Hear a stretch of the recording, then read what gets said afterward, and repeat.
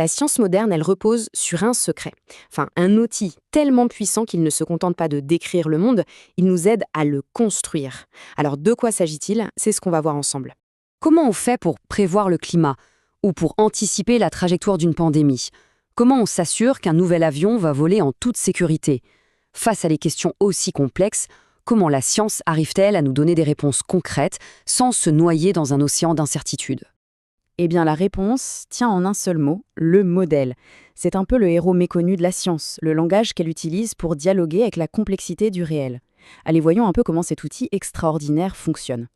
Alors, qu'est-ce que c'est au juste un modèle?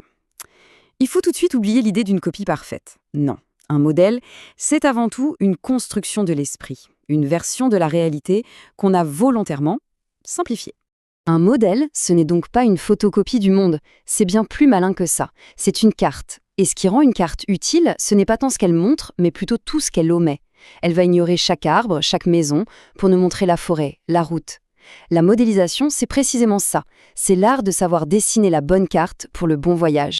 Et c'est là que réside tout le génie de la chose. La réalité, c'est un chaos infini. Le modèle, lui, vient mettre de l'ordre. Il choisit délibérément ce qu'il faut ignorer pour se concentrer sur ce qui est vraiment essentiel.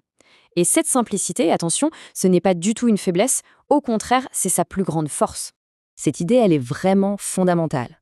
Ça veut dire que la science ne fait pas que découvrir le monde tel qu'il est, elle le reconstruit pour qu'il devienne intelligible, pour qu'on puisse le comprendre.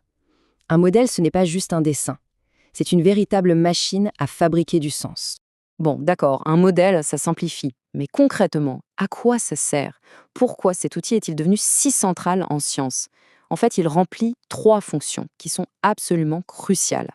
Premièrement, donc, simplifier. Pensez au cœur humain. Si on le modélise comme une simple pompe, eh bien ça devient tout de suite compréhensible.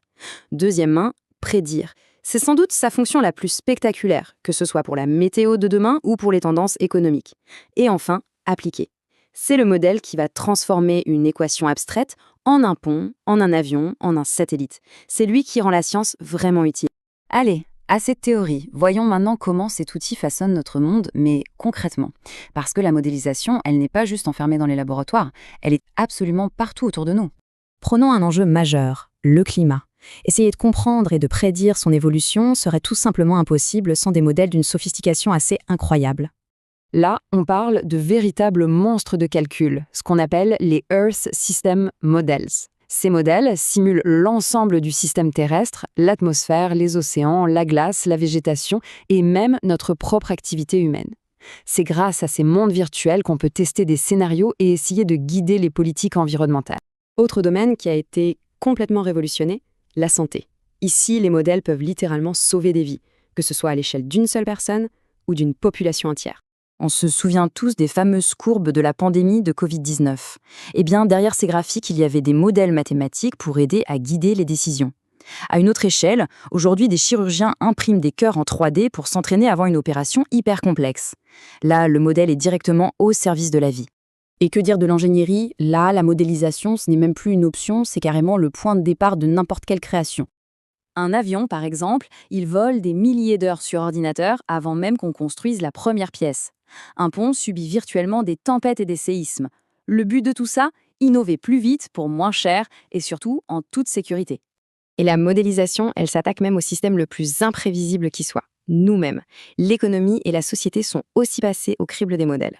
Les banques centrales, par exemple, s'appuient sur des modèles pour fixer les taux d'intérêt. Les urbanistes simulent le trafic pour optimiser nos villes. Alors bien sûr, modéliser le comportement humain, c'est un défi immense, et ces outils sont loin d'être parfaits. Mais ils restent une aide à la décision indispensable.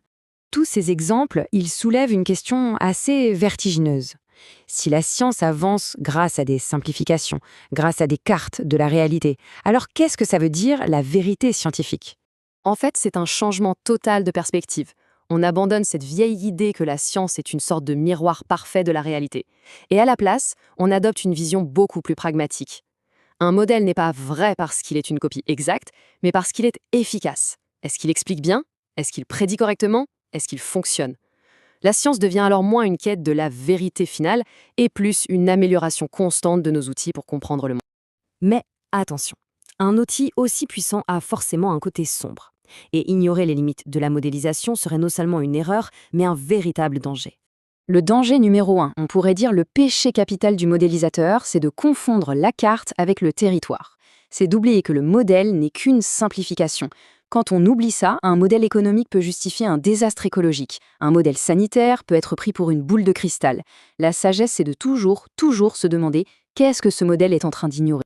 Ce qui nous laisse avec cette question pour finir. Si toute notre connaissance repose sur ces constructions, sur ces cartes de la réalité, alors est-ce que la science découvre le monde ou est-ce qu'elle l'invente? Ou peut-être finalement un peu des deux? La réponse n'est pas simple, c'est certain, mais la question elle-même change complètement notre regard sur ce que c'est que la connaissance. Merci d'avoir exploré ce sujet avec nous.